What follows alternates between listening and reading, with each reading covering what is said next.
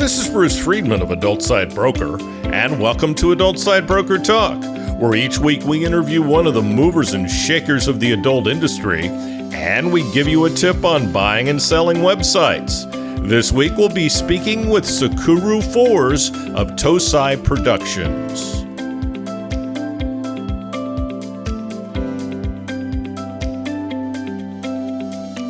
I'll be in Cali, Colombia for the LAL Expo, April 27th through the 29th. I hope to see many of you there. If you'd like to sit down and discuss business, contact me at adultsitebroker.com. We're proud to announce our latest project, thewaronporn.com.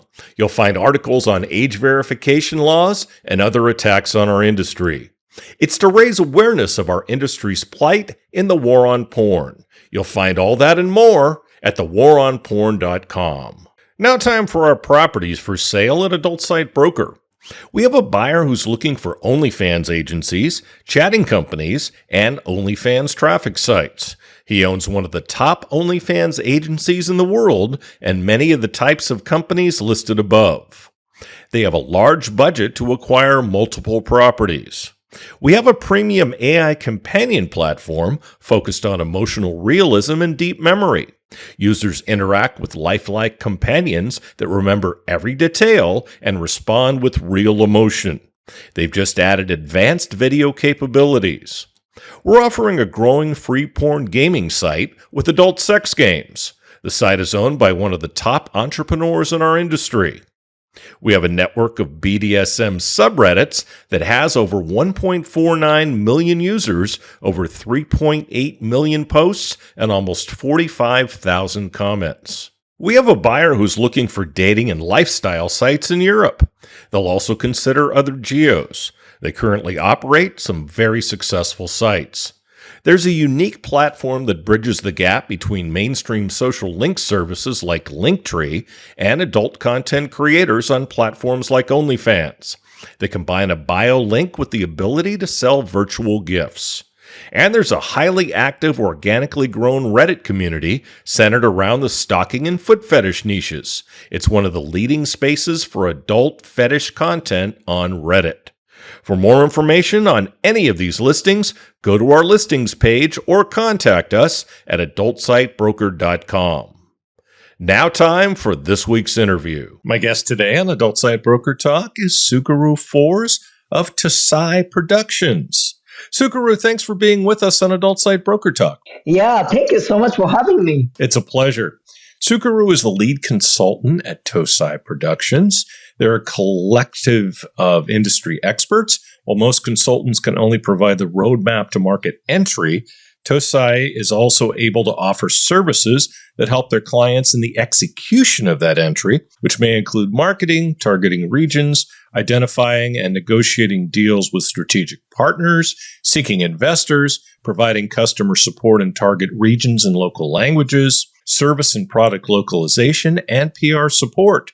Tsukuru has 25 years of business strategy consulting under her belt. She consulted in other industries previously and now almost exclusively focuses on the adult industry. The Japanese and other markets such as Korea and Taiwan are extremely unique and have a lot of barriers to entry, which is very difficult for non-Japanese or Asian companies to overcome.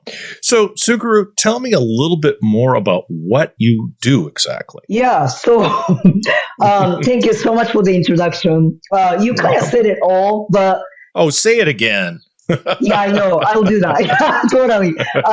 In my own way. So Tosai Productions is actually US-based business strategy consulting firm. We are based in LA. Well, there you go. Yeah, see, so our founder and myself are both from Japan. I'm originally, I was born and raised in Japan. Where? I was born in Nagasaki. Oh, very nice. Yep. And, when I was 19, I came to the States and, been here ever since. Anyway, so we are based in California, and because our founder is, he spent many years in the Japanese adult industry. So, he gained a lot of connections in Japan. So when he sold his scouting business in Japan, he moved to the States with the vision of globalizing the adult industry in Japan. So, that's kind of our genesis of our farm. We do focus on what we call market entry strategy consulting. As you described in the introduction, we help Japanese and other Asian companies and individuals globalize their products and services. And also, we support non-Asian companies enter the Japanese or, other Asian markets. So, we do everything from providing market intelligence, market research. If clients need something like focus groups, like we do that.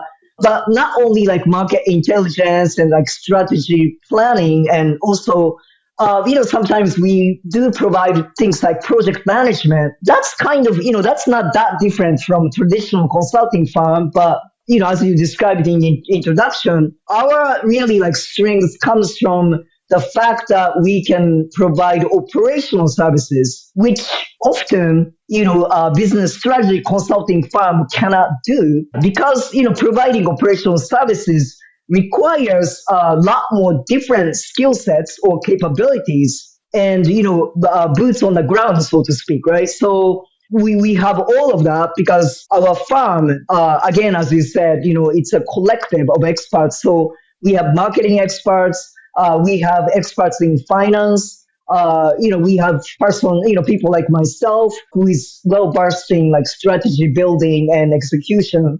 And we do have networks, like partner networks in Japan, Taiwan, Korea. Like, let's say, like clients need to provide customer support in Japanese, the local language. We can set it up for them, and we can operationalize for them. That's nice. That takes it another step for sure. So tell me about your background. So you came here, or there actually, because I'm in Thailand. I think here when about the States, but anyway, you came to the States when you were 19. Tell us about your background.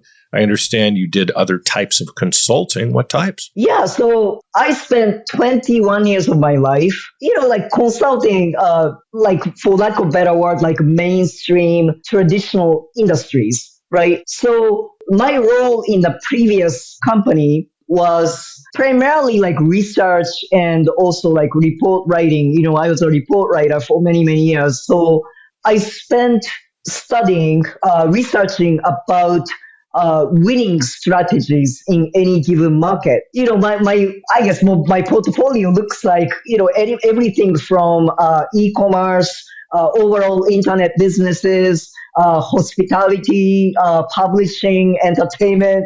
I don't know, like you name it, like almost any industry. I name it, you've done it. Yeah. Like except for like I don't know, like defense, I guess. Yeah. So that's really like what I have done. Like I've studied primarily the US companies who are market leaders. We figure out like what the winning strategy is. And my clients were, primarily Japanese corporations. So, I would teach them about these strategies and help them adopt these strategies to the local market, which is Japan. Yeah, that's what I did for 21 years. Oh, wow. Okay.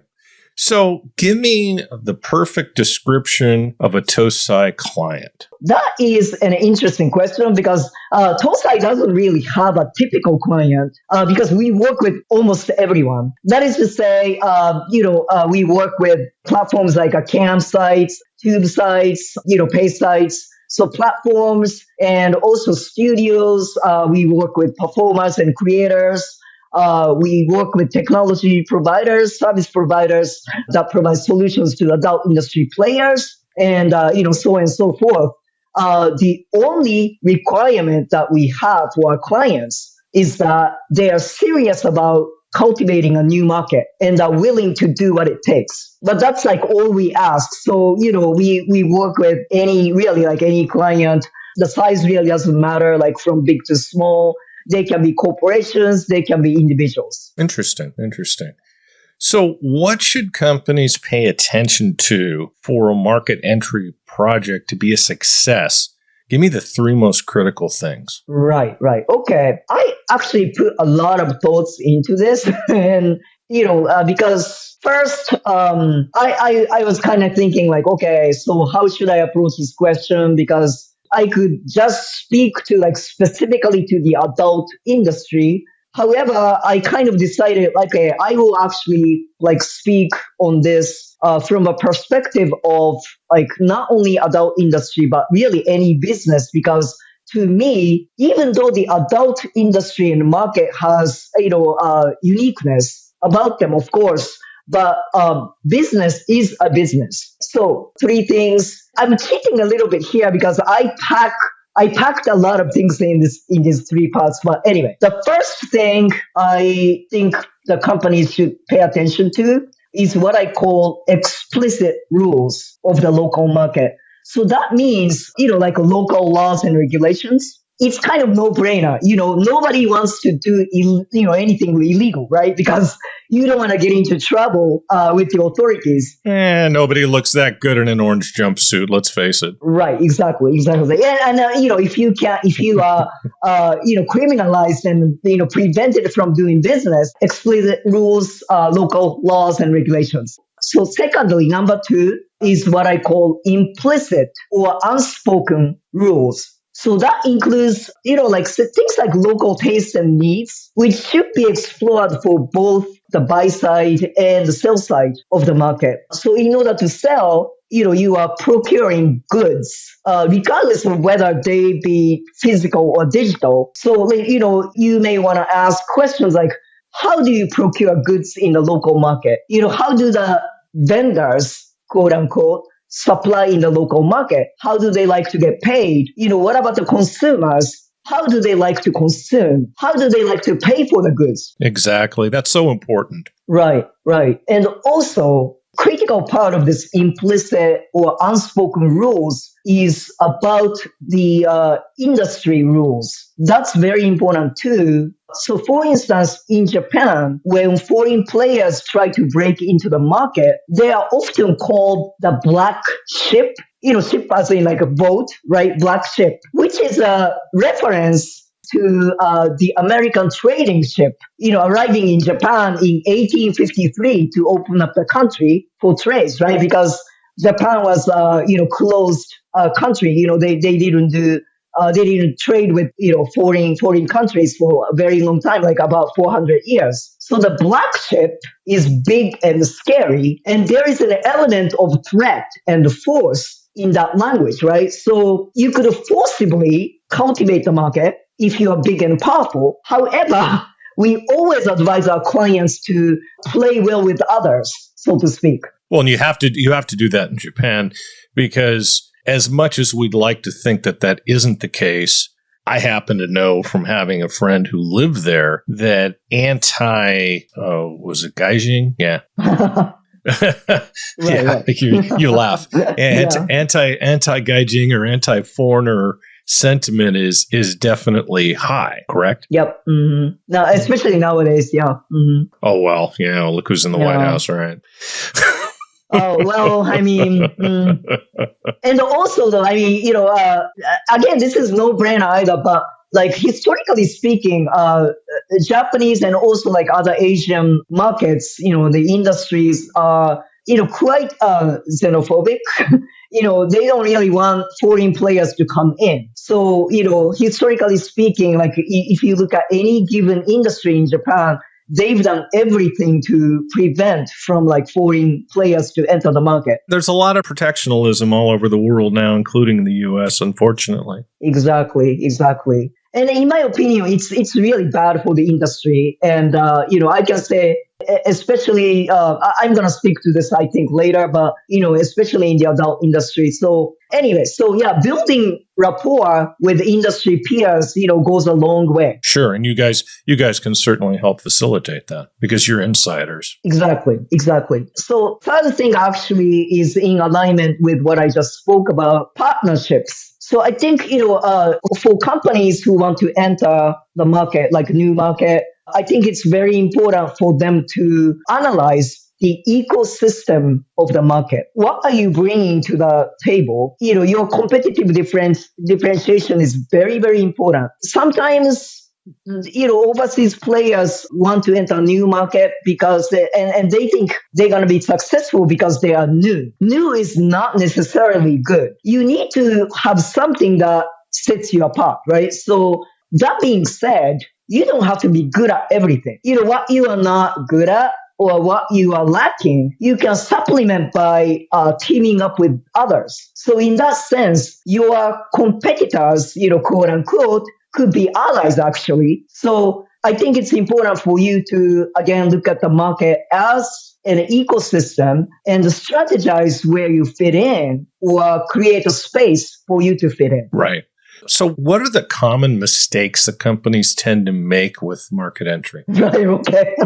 Sorry, I'm just laughing because I have a lot of horror stories. The obvious one, so going into a market with a mentality that you have done it before and you can do it again in exactly the same way. Japan's very different. I know. And because you've lived in Thailand for a very long time. Mm-hmm. I've been to Japan too, and I have a friend who lived there for a long time. So I do know because I know a lot about the inside. Right. So again, it sounds like a no-brainer, but I've seen this time and again, and not just in the adult industry, and it happens actually so often in mainstream industries as well. And I actually do understand that no one wants to reinvent the wheel. And also, it's important to be cost conscious and cost efficient. But, however, I think it is also important to enter the market willing to learn new rules and adopt new playbooks if necessary. For example, we often suggest our clients create a new platform specifically for a local market that they are entering. So in this case, when we say a platform, most often we are referring to a technology platform. Many hesitate because creating a new platform, of course, requires a certain level of investment. Yes, it's expensive, sure. Right. But if you think about it though, creating a new platform for a new market is actually not that uncommon. Like actually very easy example is like, let's say if you look at, companies like McDonald's, or Costco or many other brick and mortar retail based companies, you can actually know what I mean, like very easily. So if you look at McDonald's, like if you go to McDonald's in Japan, for instance, they have a very different menu and people at the store behave very differently from they do in the States because there are such things as local tastes and a different expectation for, the level of service. So a lot of companies actually, when they enter a new market, they often go through a process of platform reinvention. But anyway, unfortunately, like many companies, many executives, they make a mistake of thinking that, we will just enter the market. And we'll do it the way we've always done it. Exactly. Yeah. Which is a mistake, sure. What's unique about Tosai's services? So you said this actually. You gave us a very good introduction. But I mean, again, so Tosai, the greatest distinction that we have is the fact that we can, provide operational services. We are full service market entry consulting firm. We don't just leave you with knowledge, information, and blueprint. I know some clients may be okay with that. They can do it all themselves. But if you require more assistance, we can provide that for you.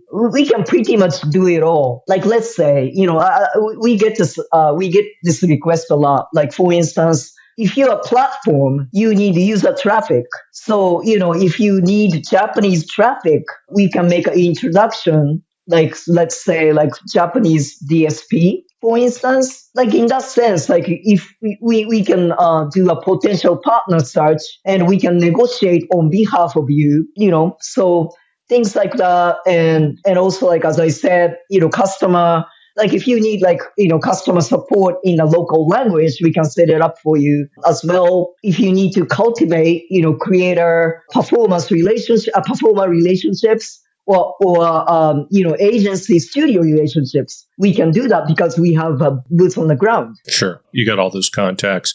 So what's the most challenging thing about market entry in Japan? And how do you guys overcome it? In terms of the adult industry, Japan's censorship laws are something very tricky and very difficult to understand for overseas players. It's just really not intuitive to understand. I found that out when I was in Tokyo and I picked up a Playboy magazine. Mm-hmm. Right. Yeah. Somebody actually brushed that section out with a wire? Wow. I know. What a job. It's baffling, right? It's frankly really baffling. Yeah, so in Japan, it's illegal to have genitals exposed. Any media products, like for consumers to consume, which as you refer to right now, which includes not only the live action porn or adult live streaming, but also things like manga and anime. Yeah, it's so baffling for non-Japanese people to look at like erotic manga, for instance, and see lines of a penis, right? So if you are an overseas player who are procuring or producing content outside of Japan, you may feel that you have no problem showing uncensored content to Japanese consumers. Yeah, that's a problem. I know. But many people make that mistake because, they think that, okay, we are producing outside of Japan. So why can't we?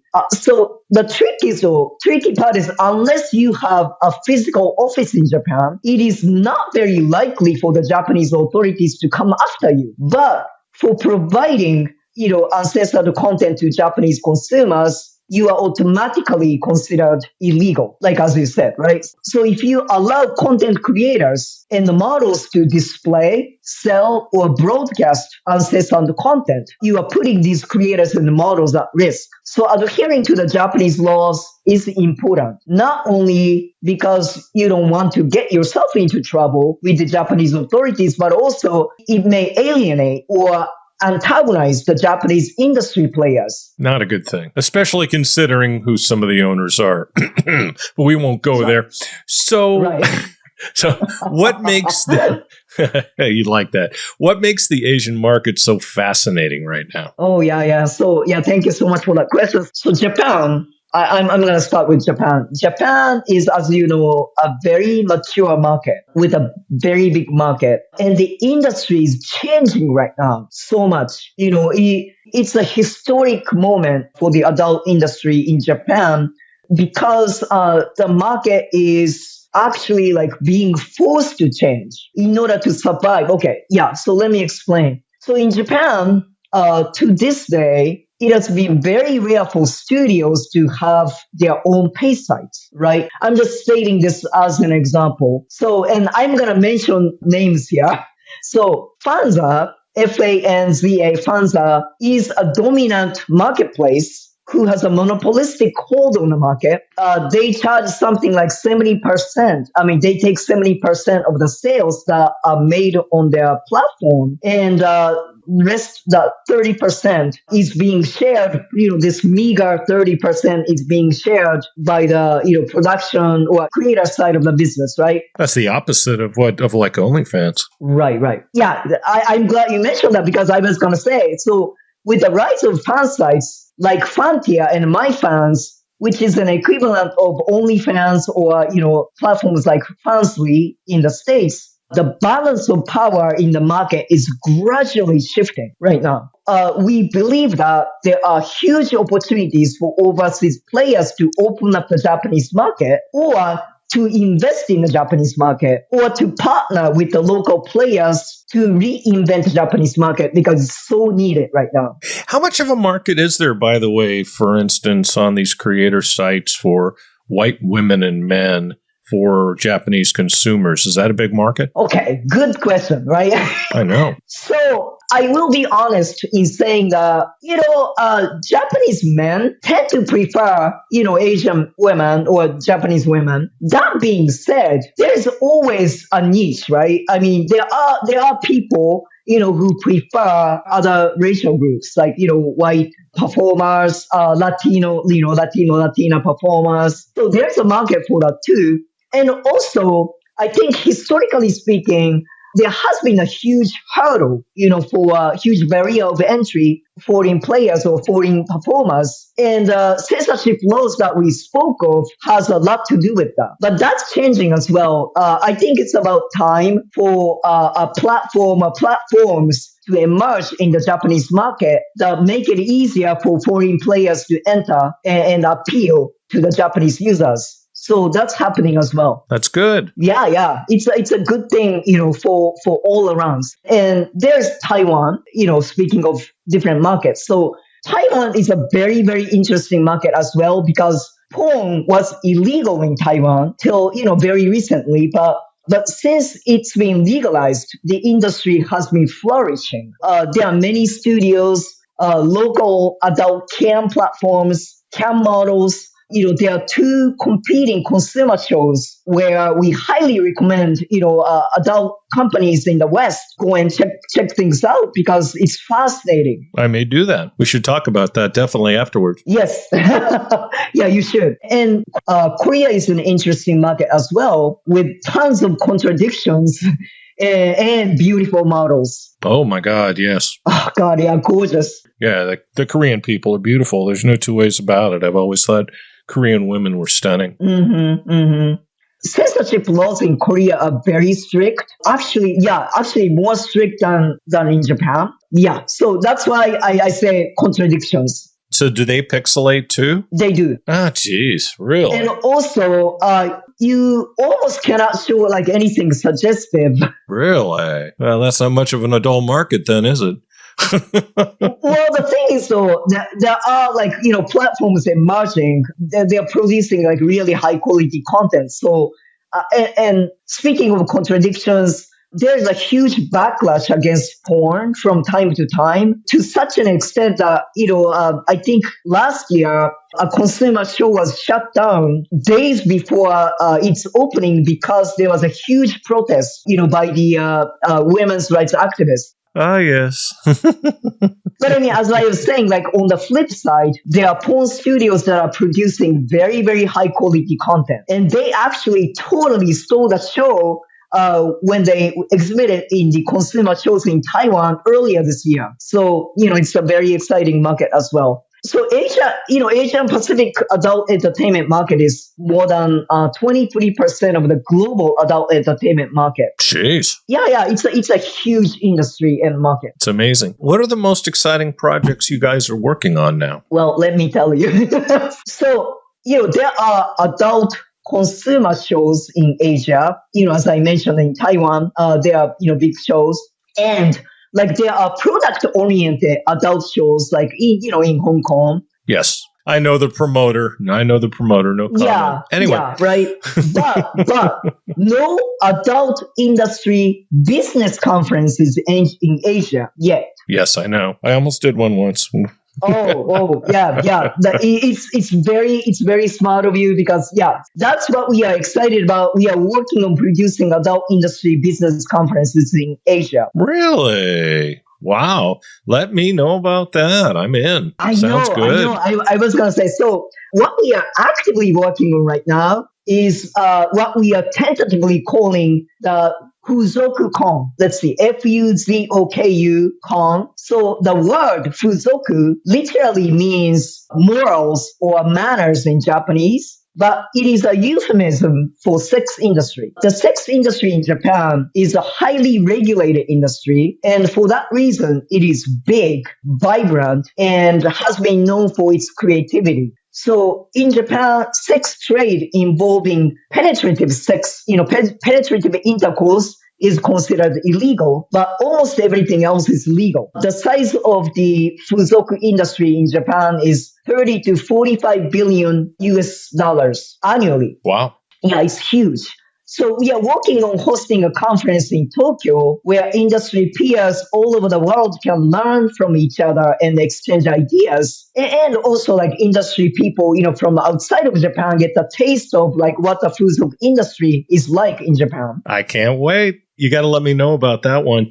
So if you were to pick one thing you'd like to see change in the Japanese adult market, what would it be? Okay. I would like to see the working conditions for adult female performers improve. And adult performers in general are fairly compensated for what they do. As soon as I began working as an adult industry consultant, I had an opportunity to learn the unfair conditions that many adult performers in Japan work under. The performers only get about 2 to 3% of the sales, of the revenue of the work that they part in producing. They're on a percentage as opposed to getting paid for a scene? No, actually, okay. So they get paid, for the scenes, but I'm just calculating, like overall revenue. I think that's probably pretty standard, although not really knowing what scenes make. You'd have a better idea than I would. But it's certainly not like being a creator and producing your own content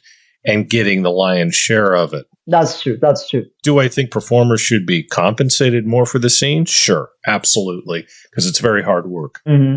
And also, it's not only about money. So how the industry is structured is like in many cases, like projects the performers can do and their income are controlled by the agency that they belong to. So like if you belong to an agency and oftentimes like you kind of have to in Japan, like they decide what projects that you can do. You cannot work, outside of the contract that you have with the agency. Agencies do not give you work. You are essentially like starving, because your hands are tied, because you can't take other projects outside of the agency work. And that's why like a lot of especially female performers, they run into like financial problems and also like, they work under a lot of stress. So let me ask you a question though. Don't they have the ability to, for instance, go on OnlyFans or go on the Japanese equivalent of that? That's an issue too, because yes, some do, because as I said, the industry is changing. So some do, but some agencies, do not like their performers to sell their work, through fan sites like that, especially if you work for like professionally produced porn productions. So in Japan, there's a huge distinction between like, the professionally produced porn productions and, what we call like amateur performers. As I was saying, like many female performers in the industry suffer from sometimes like mental health issues. And some choose to take their own life, as a result in extreme cases. It sounds like they need something like pineapple support there. Exactly. That's what I was going to talk about. Yeah. You should talk to Leia about having a Japan outlet. I think that would probably go over big. Yeah, actually, we have right now. There are like the global efforts being made to establish something like pineapple support. Or, cupcake girls, things like that, because it's so needed, because they face such stigma, because when they seek mental health support in Japan, if they disclose the fact that they work in the adult industry, they may get shamed. Well, and that's not unusual. That happens in America too. So there's definitely a need for mental health support everywhere. Let's face it, and let's just hope it happens. So let's turn the page and talk a little bit about investment opportunities in the Asian adult market. Yes. Since you do like merger and acquisitions, I'm sure you're very interested in this. So there are a lot of investment opportunities in Japan right now, and many are seeking overseas investors. In terms of like life cycles and sectors, they come in all different shapes and sizes. Some are brand new startups. Pre-seed, early stage investments. Others are mature businesses that are trying to sell. You know who to talk to. Exactly.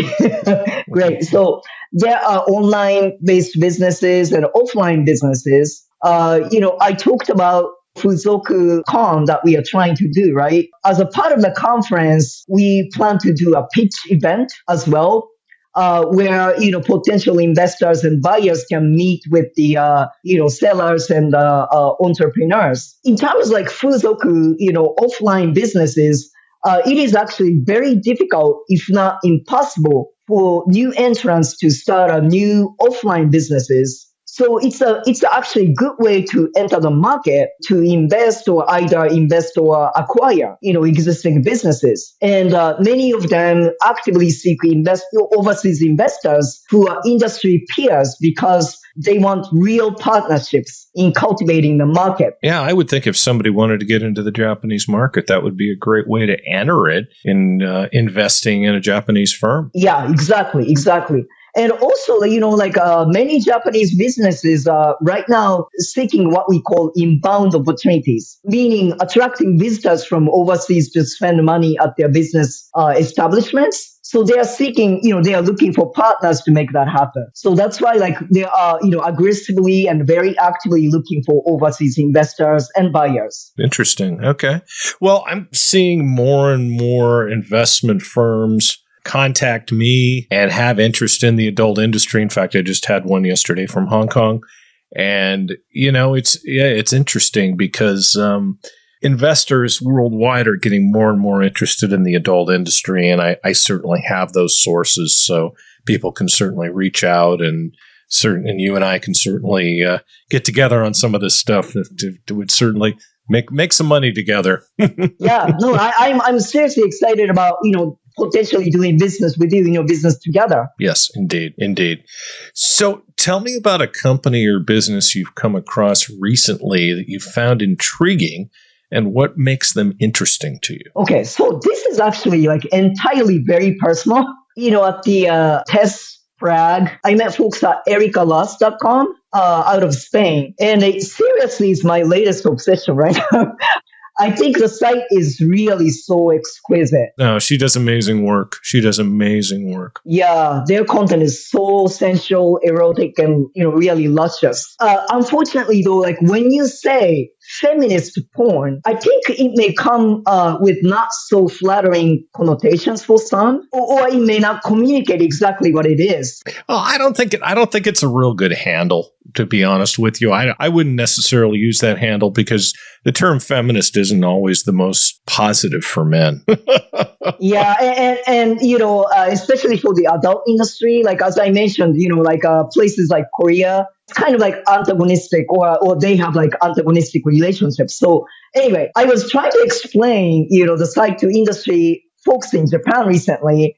And when I said feminist porn, at first, they were really puzzled. They were like, what is it? They did not get it at all. But after a while, I guess it rang a bell in the person's head, that I was talking to. And she said, oh, you mean porn made for women? So I'm like, exactly. Yeah. Female oriented porn, I think, is a much better handle than feminist porn. And I think Erica and some of the others who do this, Angie Roundtree and others who do that type of porn, should definitely think about that. It might go over better in the States, but internationally it might not. Yeah. So, this person who is Japanese, she even actually showed me a Japanese porn site with the same concept, right? So I was like, yeah. That must be extremely sensuous, being a lover of Asian women myself. Right. No, exactly. So, yeah, granted, porn, or what is erotic or sexy or sensual, is very personal. People have different tastes. Not all femme-identified people are turned off by the traditional or mainstream porn, but some are. So, sites like Erica Lust can speak to these people and more.